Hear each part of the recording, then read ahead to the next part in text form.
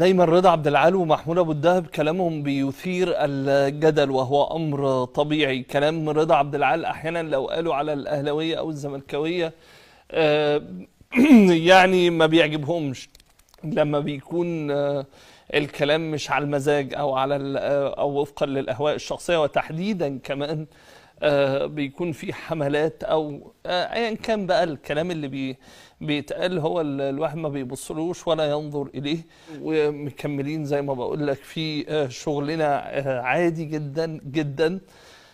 فبالتالي لازم هتكون سياستنا زي ما بقول لك وبفضل اقولها لك خلال الخمس سنين، وداخلين في 5 سنين اهو. كل سنه وانتم طيبين، وعقبال ما يبقوا 10 و15 و20 و25 سنه مكملين بنفس السياسه. لا قول لي يا ده مزيكا. نعم ايه؟ انت تفهم في السياسه؟ هل افهم في السياسه؟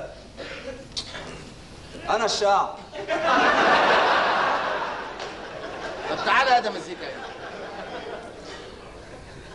طب ايه رايك يا ده مزيكا في سياسه الوفاق؟ سياسه الوفاق يعني يا بخت بنوفق راسين في الحلال. دي سياسه امك دي.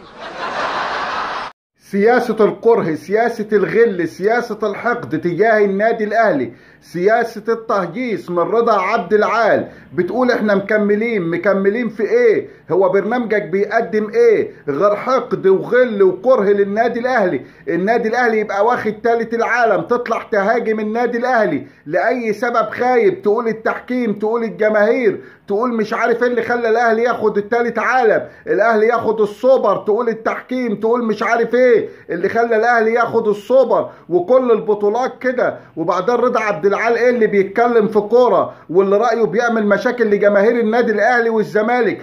مش لما يبقى له راي عاقل، مش لما يبقى نهو في عقل وبيتكلم بالعقل في الكوره. ده كله كلامه في الكوره تهييص، ده كل كلامه في الكوره هبل، ده كل كلامه في الكوره عبط. حد يقول على موسيماني ان هو مدرب فاشل؟ موسيماني اللي واخد بطوله افريقيا 3 مرات، منهم مره مع سان داونز ومرتين مع النادي الاهلي. حد يقول على كولر مدرب فاشل؟ كولر اللي واخد 3 كاس العالم للانديه وواخد سوبر السنه دي، والسنه اللي فاتت واخد ال5 بطولات اللي شارك فيهم ولعب فيهم وواخد 3 عالم. حد يقول عليه كده؟ حد يقول على امام عاشور احسن وافضل لاعب بيلعب كره في مصر في نص الملعب حاليا انه ملوش فيها وانه نحس وانه ما بيعرفش يلعب؟ هي دي وجهات النظر يا اسلام، وهي دي السياسه اللي انت ماشي بيها انت ومحمد فاروق ورضا عبد العال. تسخنوا رضا عبد العال ويبدا يقول ويبدا يتكلم عن النادي الاهلي بشكل سيء. النادي الاهلي بالتحديد محمود ابو الدهب ليه وجهه نظر، بس وجهه نظر الى حد ما محترمه، الى حد ما موزونه، بيتكلم في الكوره.